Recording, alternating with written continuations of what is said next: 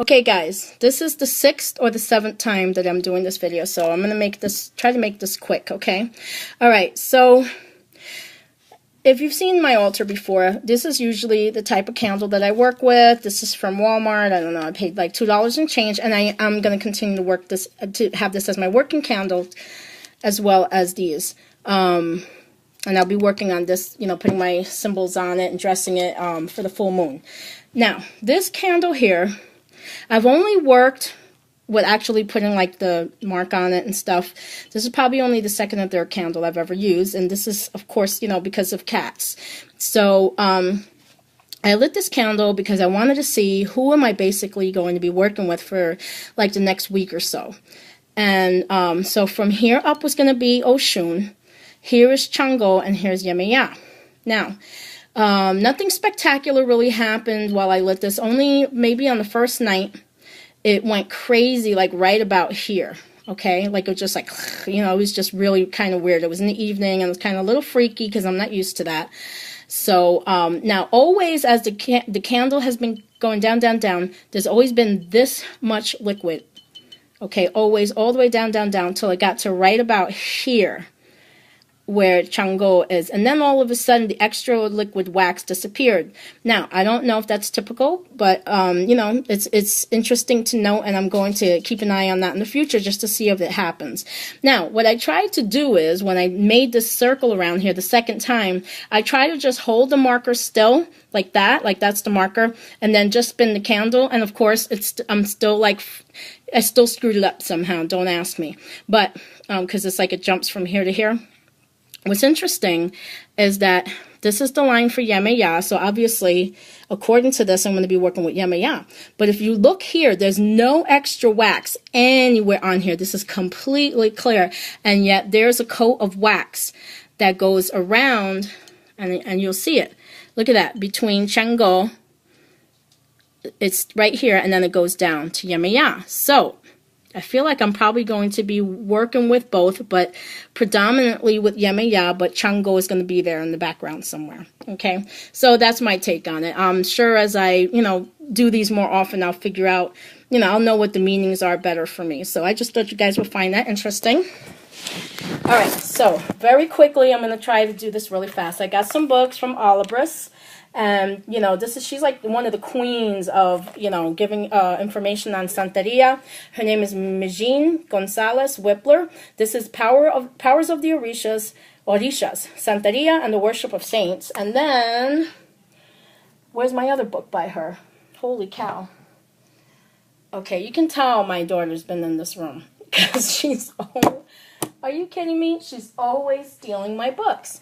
Oh my gosh. All right, so I'm just going to do a quick... Now, when I got this book, you know, it is an older book.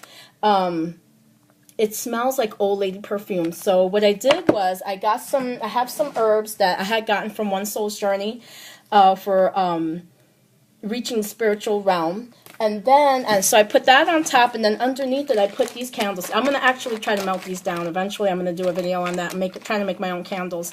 And this smells like a very, very faintly, you know, of cucumber. So it's working. Hasn't worked completely yet, but if you ever, you know, need a solution like that, it's working. Anyway, so I wanted to just give you a quick rundown on Santeria because, you know, I have a quick minute. This is completely off the top of my head, so if I don't get it completely right, don't have a heart attack, okay? So Santeria basically started in Africa, and from a tribe called the Yorubas, and would be modern day, and what would be modern day Nigeria. And so, of course, when the Spanish came in, and they, hey, quiet, and they captured the tribe, some of the tribe as slaves. Now, this tribe had a deep, deep, deep connection to their gods and goddesses that are called the Orishas now today. And so they brought the slaves over to Cuba, and then it kind of migrated a little bit to a couple of nearby islands like Haiti and Puerto Rico. But it's basically was started in Cuba. And of course, they didn't want to let go of their religion. They were persecuted because the Spaniards were trying to switch them over to Catholicism. So they got smart and were like, you know what, it's not worth it. Let's just try to combine a saint, their saints, with Orishas, and then pretend to be, you know, Catholic. And so at first, you know, the landowners figured it out, but when they tried to stop it, they were the ones that were revolts. And so the other nearby landowners were like, hey, you know what? They're getting their work done. We got free labor. We can just turn a blind eye. And so that's how they just let it spread, because they wanted, you know, they wanted their free labor, and they saw that it was working, you know. So it was good enough that they were pretending by worshiping the saints. And so what I wanted to do is, I'm just going to go through one, because I wanted to go through 3 or 4, but I've done this video so many times and been interrupted. So the first one, you know what, I'm just going to go straight to, because I marked it off. I wanted to show you something interesting, was Chango. Oh, and I don't have it in here. Oh, man. Where is it? Anyway, yeah, so I wanted to show, let's see if I can get to him before I get interrupted. Okay, so this is so cool, all right? This is a receipt that I found in the book. Whoops, there we go. From 1993, from Louisiana, New Orleans, crazy. And this person bought candles, perfume, obviously, a book on Palo, and they paid a goodly amount of money for 1993. They paid $31 for stuff. So anyway, so I'm just going to go off real quick on Chango, since that's where I put the marker and I have to be really quick. So he's associated, they hooked him up with a woman, which is really strange, with Santa Barbara. Saint Barbara. And his feast day is December 4th. My birthday is December 3rd, so kind of interesting. And it goes into the story a little bit of who Saint Barbara is. And it goes into his attributes, which are really popular.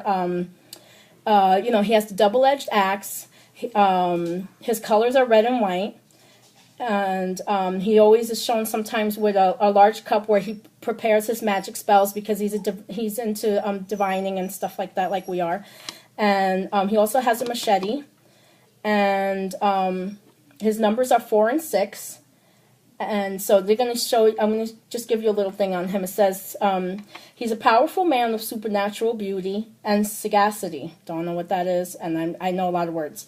He is noble, hard-working, courageous, a staunch friend, a great healer, and a clever witch. But he's also quarrelsome, boastful, and an incorrigible womanizer, gambler, and consummate liar. In short, Chango is a rake, but a charming and generous one.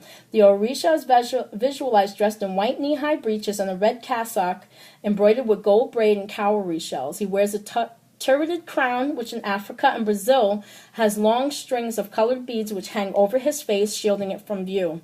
He has he has 3 marks on his face, and his cult is based on his power, which can be creative, destructive, medicinal, or immoral or moral. This power is centered in his staff, and the axe is a symbol of Chango's thunderbolt, which is also the source of his energy. And you'll see that a lot in some of his stuff. He has the thunderbolt. All right. Oh my gosh, I didn't get interrupted, and I got into 8 minutes of it. I wanted to do 3 others, but there's just no way. I know somebody's going to come running in the room, or a phone call, or knock at the door. All right, guys. So I hope you found this, you know, a little informative, and I'm going to be doing more, because there's actually, I do have the other book there.